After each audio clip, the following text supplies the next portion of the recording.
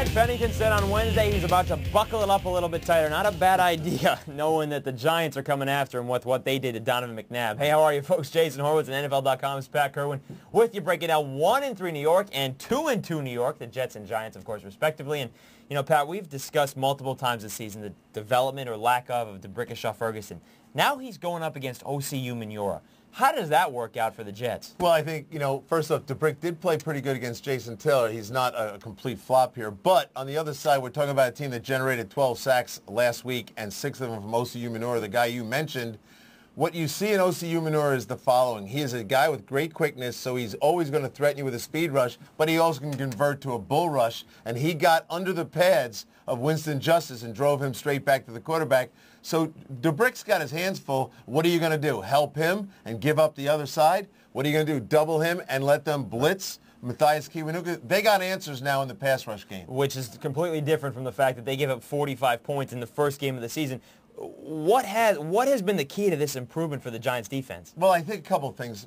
Strahan got into game shape, and he's playing pretty good right now at the line of scrimmage, doing what he does best. The other part of it is they finally learned the scheme. We've talked about this for 4 straight weeks. The Giants are a 3 defensive end system. They didn't get it right away. They got it going on because Kiwanuka's now got 5 sacks in 2 weeks, and you got a defense here that's only given up 20 points in the last 2 weeks. They figured out what Spagnuolo wants them to do. And just 3 points in the last 6 quarters. Let's not forget that either, because they had 17 in Washington. All right, let's get into the Jets here, because now that's the offense that's got to go up against this defense, and we know that Chad Pennington is going to have to get the ball out of his hands quickly.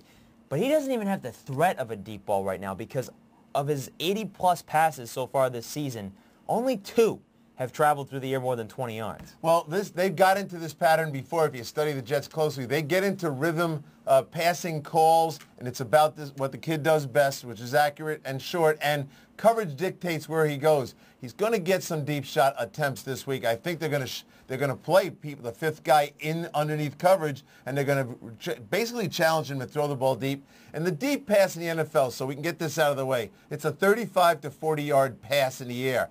Believe me, Pennington can throw that ball. It's not like his arm is incapable of it. Expect a few this week. He can throw the ball, but it's a question of can he throw it with his ankle maybe still hurting. I mean, that could be a big part of this whole problem.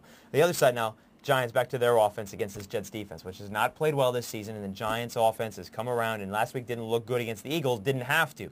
Brandon Jacobs is back. Derek Ward is running well. Does Derek Ward stick it to his old team? I think he should, and he's actually subbing for Tiki Barber very well right now. He's 117 yards a game. That's what he's delivering for the Giants. But the game sets up bad for the Jets. The Jets aren't a bad run defensive team. They're holding people under 4 yards a carry. They're not very good against the pass because they don't get to the quarterback with their 3 terrible sacks. What does that say?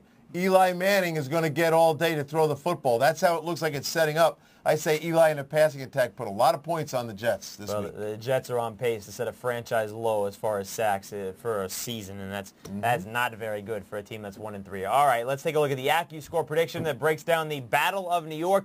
It's a road game for the Jets, sort of. They're on the other sideline at the Meadowlands.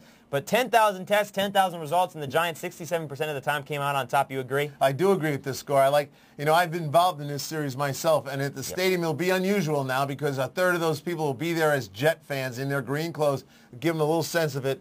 But the Jets will be on the opposite side of the field. It'll be very strange to them, and at the end of the day, the Giants will win this game. I think they might get closer to 30 points. All right, we'll have to see how that works. But that long road trip for the Jets, it's the 11th meeting between the two teams. Kicks it off at 1 p.m. Eastern on CBS. For more on this game or any other, be sure to stay with CBSSports.com and check everything else out all over the CBS Audience Network. Pat Kerwin, I'm Jason Horowitz.